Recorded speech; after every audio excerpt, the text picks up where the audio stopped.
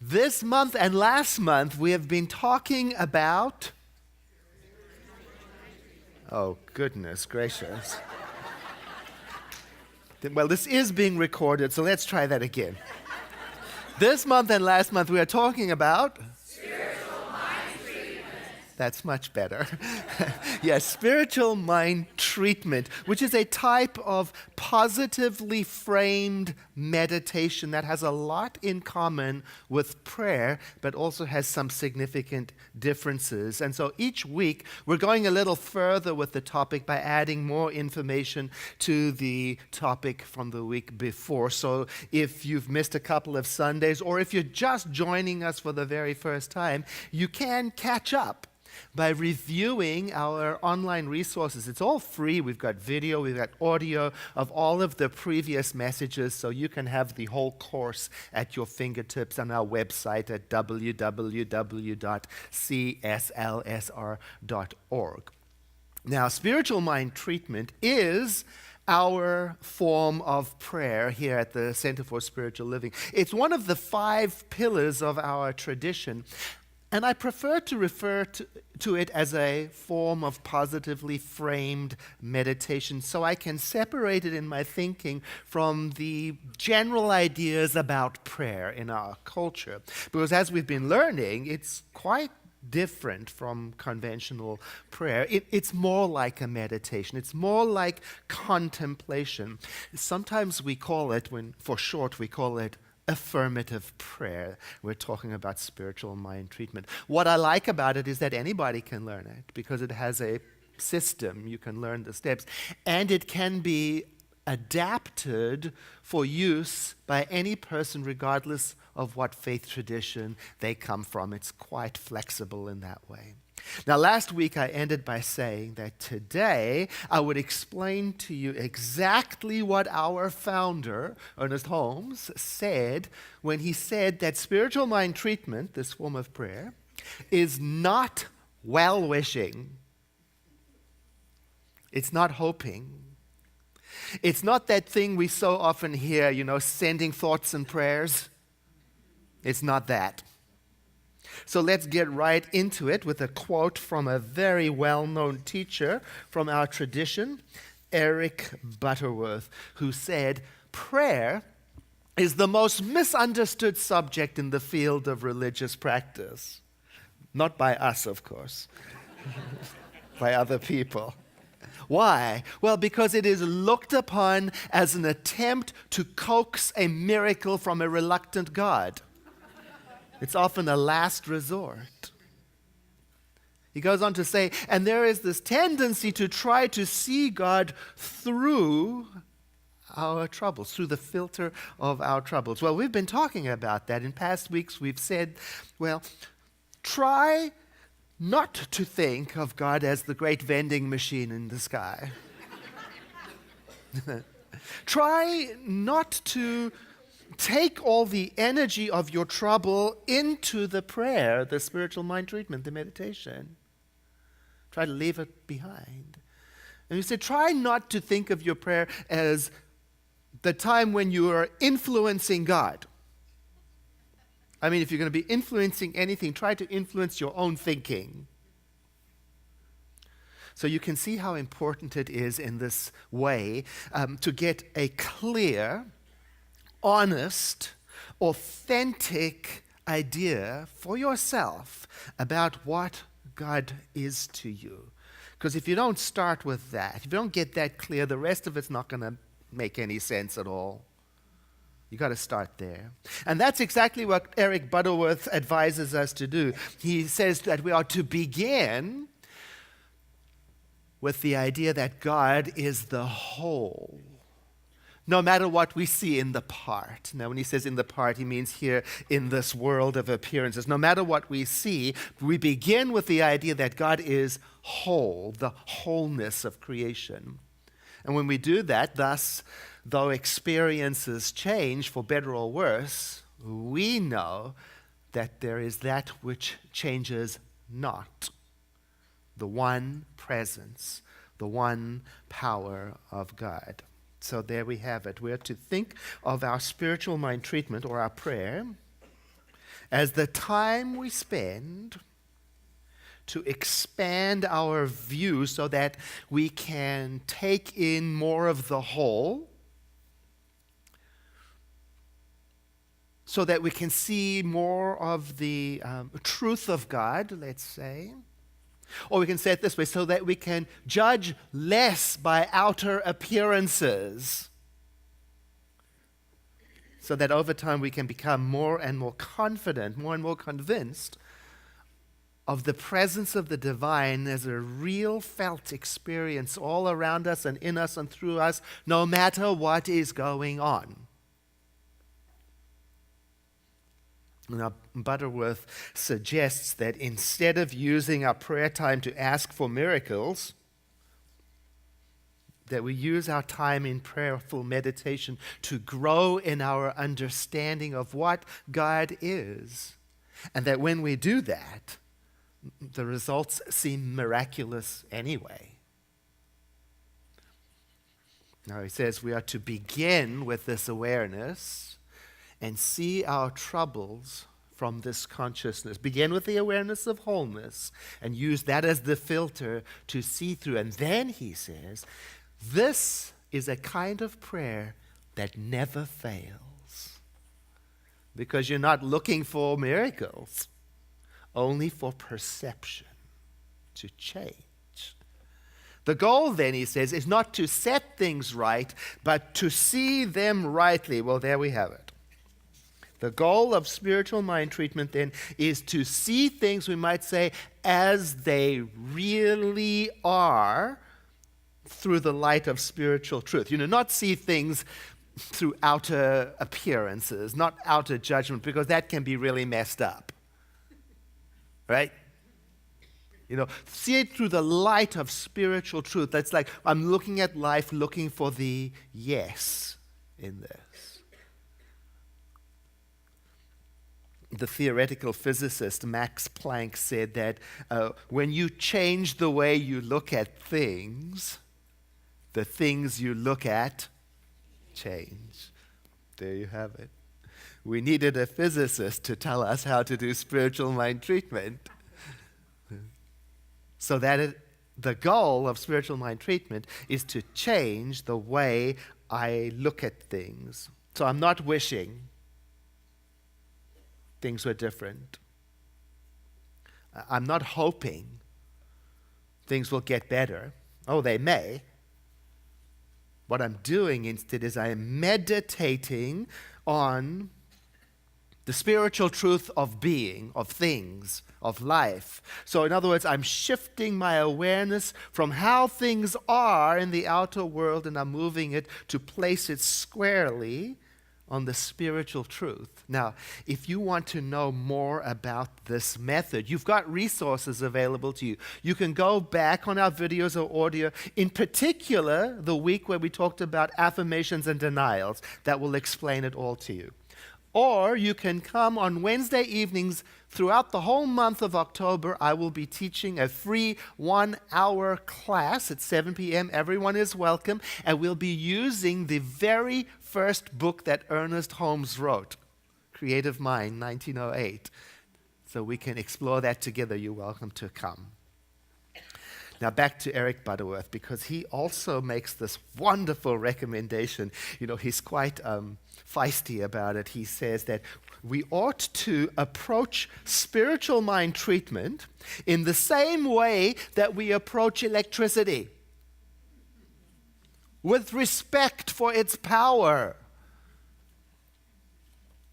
Oh, there's something in that idea that's well worth considering. To be tongue-in-cheek about it, when you and I are about to use electricity, we don't have to tell electricity what it is or how great it is. Oh, electricity, you are so great. I know, I'm poking fun at myself with this, in a Monty Python sort of way, And when you and I are about to use electricity, we don't have to make any promises to it or any bargains for it to work. Electricity is going to flow through your chosen use of it according to its own laws, the laws that govern it. Now, that is useful because don't you know that is what ultimate unconditional love is like. Ultimate love equals ultimate freedom. So ultimate love doesn't judge you or me. And it doesn't care what religion you are. It doesn't even care if you believe in it. It gives ultimate freedom to you and me to be exactly who we are, whether or not we use its power wisely. Even if we use its power in a silly, selfish way, it still flows. And we can be certain, though, that electricity will not change its nature because I used it unwisely. See, the law of electricity is the law of electricity, and anyone may use it, and all who do use it must bow before the law of electricity.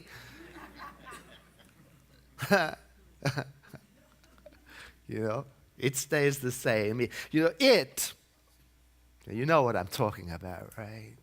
It cannot and doesn't change its nature. That's why it is said that it is the same yesterday, today, and tomorrow. This is important. We might consider that when we're doing our spiritual mind treatment or prayer. When I'm about to do my spiritual mind treatment, I might remember I don't need to remind the Almighty what it's supposed to be doing or what it is. I do not need to inform the all-knowing mind of creation how it should manage the universe.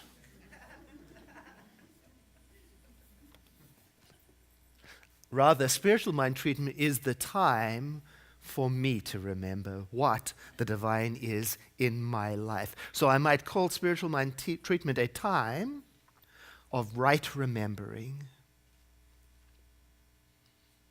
Or think of gravity. It's helpful to think of that too. I might want to consider this amazing yet mysterious power and my relationship to it because apparently I'm using it all the time, even when I'm not thinking about it.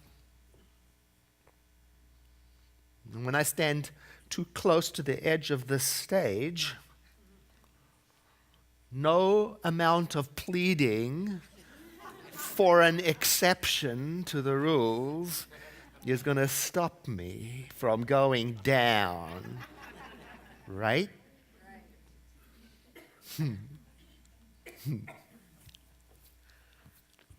I'm subject to the same rules of gravity that everyone and everything is. So it's better for me to sync my activity with the law of gravity. It's better for me to harmonize my thinking with the way the law of gravity works. It's going to be better. It's not personal.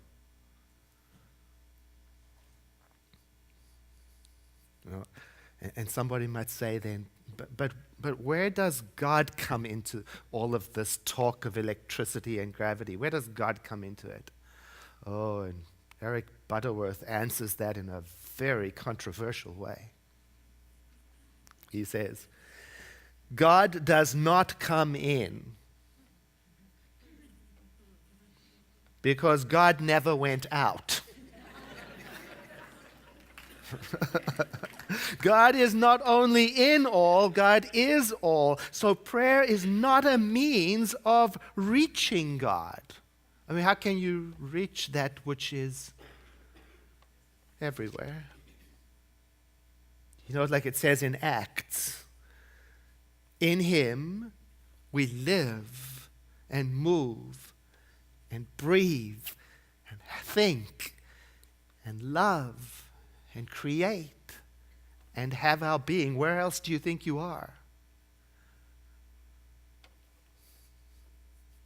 So, back to electricity and gravity. Electricity does not stop being electricity just because my mind is not on it. Now, I've got to think about that. The divine does not stop being the great allness, the great underpinning wholeness of all creation, not under any circumstances. Well, I've got to think about that. And that's what spiritual mind treatment is about.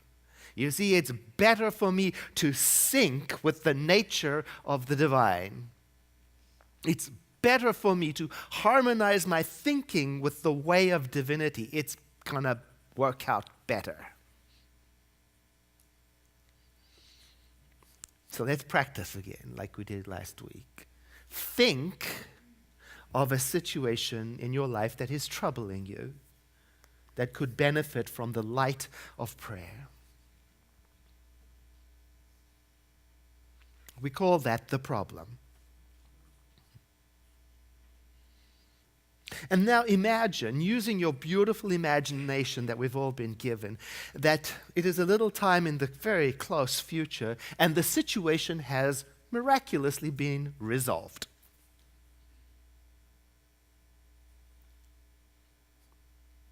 And see yourself in your mind's eye as the person living in that solution, and ask yourself, what am I feeling in that imagined scenario? How am I showing up? We call that the purpose of your spiritual mind treatment.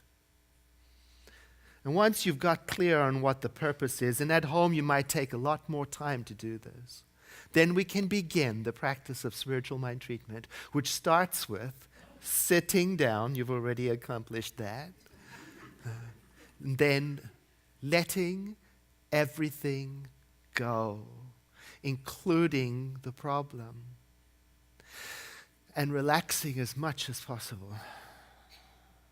You might take your time at home to do that, and then at an appropriate time, fill your mind with thoughts about the divine. You're remembering the divine.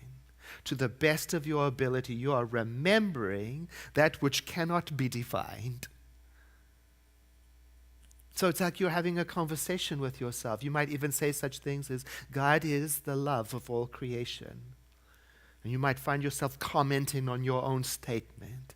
You just spend time with yourself and your thought, thinking not about the problem, but about the allness and the wholeness of divinity. That's your only task. And when that feels authentic, you can move on to the next part where you start to think about your connection to it. It's a feeling of unity, of belonging, of kinship, of being at home. And you might talk to yourself about it. You might even say, the love that God expresses itself through my heart as my love. And you might find that even as you say something in your mind, you're editing it at the same time. It's very natural and flows freely. And then after a while, you'll be ready to move on to the next part, where you'll remember that imagined scene, your purpose, of you living the solution.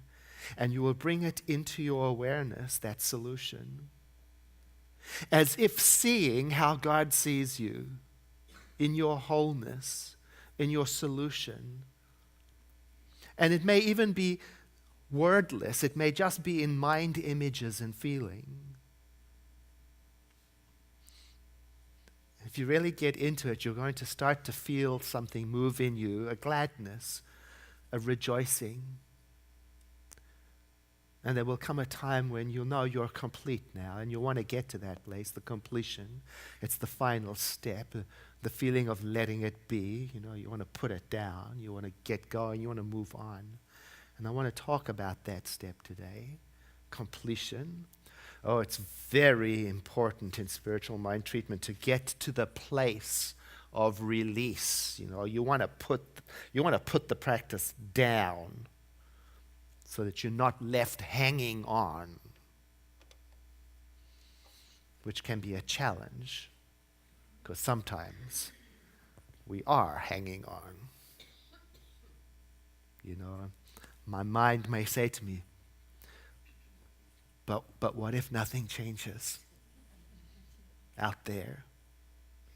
And then I have to remember we are concerned with inner change, not arranging the universe outside. And my mind still goes on,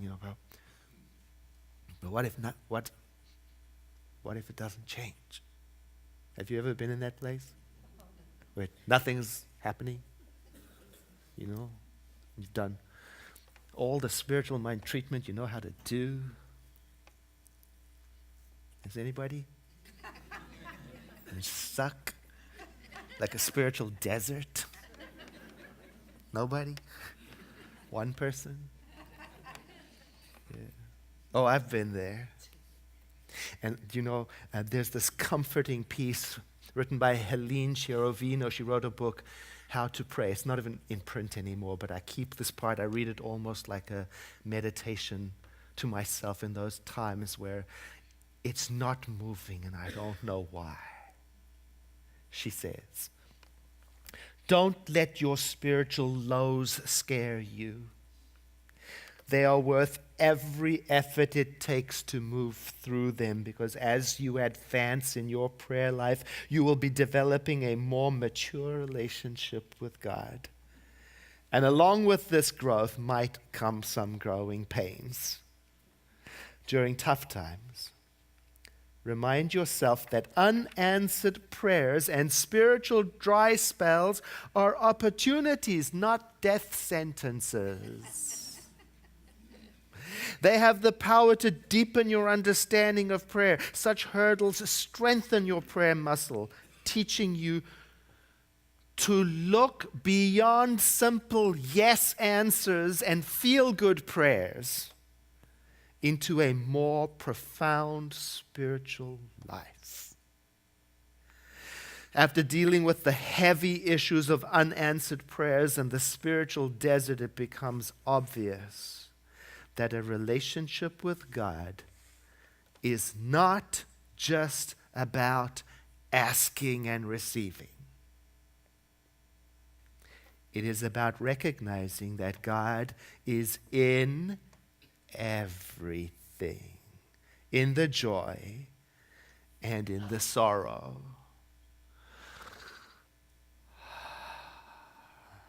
Now, I don't know what works for other people's movement when they get stuck. I know what I have to do. I have to ask myself questions. Here's a sample of the questions I ask myself when things are stuck. I ask, can I accept that my human perspective may be limited? Because sometimes what looks stuck on the outside may be moving on the inside. If I think about all of those treatments, all of those spiritual mind treatments, and there were many, all of those spiritual mind treatments I did for a partner. And there were a lot of treatments, that is.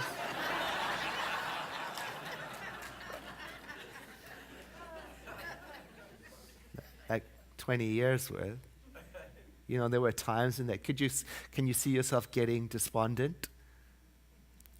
Thinking, it's never going to happen. So it's important. Can I accept that my human perspective may be limited and what looks stuck may be moving on the unseen side of life? And my timing may not be divine timing, so shut up. I have to talk to myself like that sometimes. Can I consider that other alternatives exist for my desired outcome? Because sometimes I can get really focused, obsessively focused on how things should be. The universe, according to Edward. Very tight. And have I considered a sub-question of this? Have I considered that the way things are is part of the wholeness unfolding?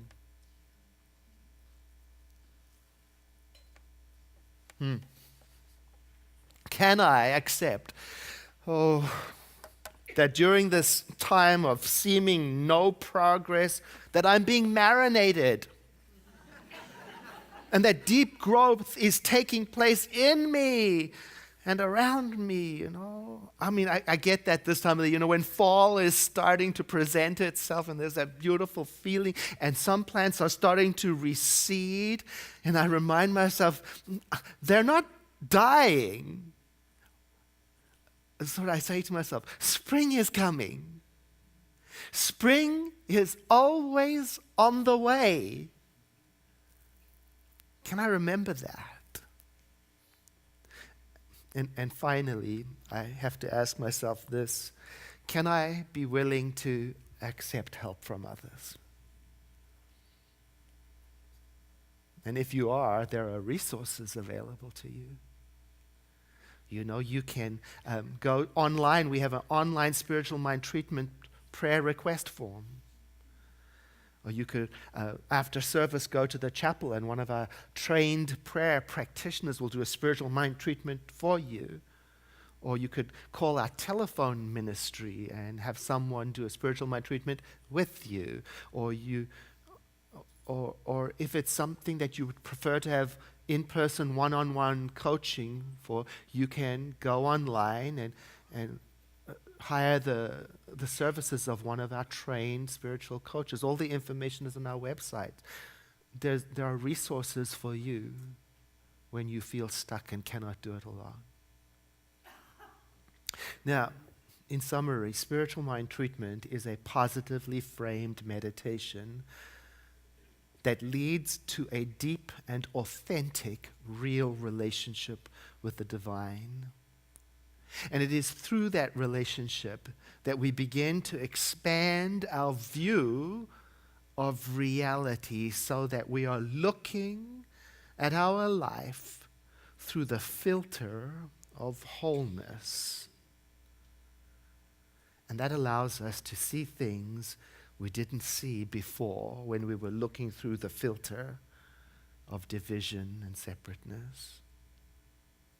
Now, next week, we're going to wrap up this whole series with the topic, Let Loose Your Consciousness.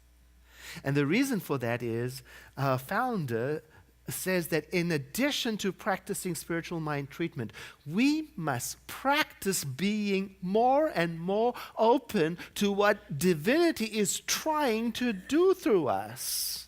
And to do that, we've got to let our consciousness run free and wild and imagine the unimaginable and practice opening the aperture of our acceptance more and more every day. And that's what we're going to talk about next week. For now, I invite you to breathe in and to exhale, letting your eyes close as we enjoy a moment of quietness today for our practice. We'll let silence be our teacher.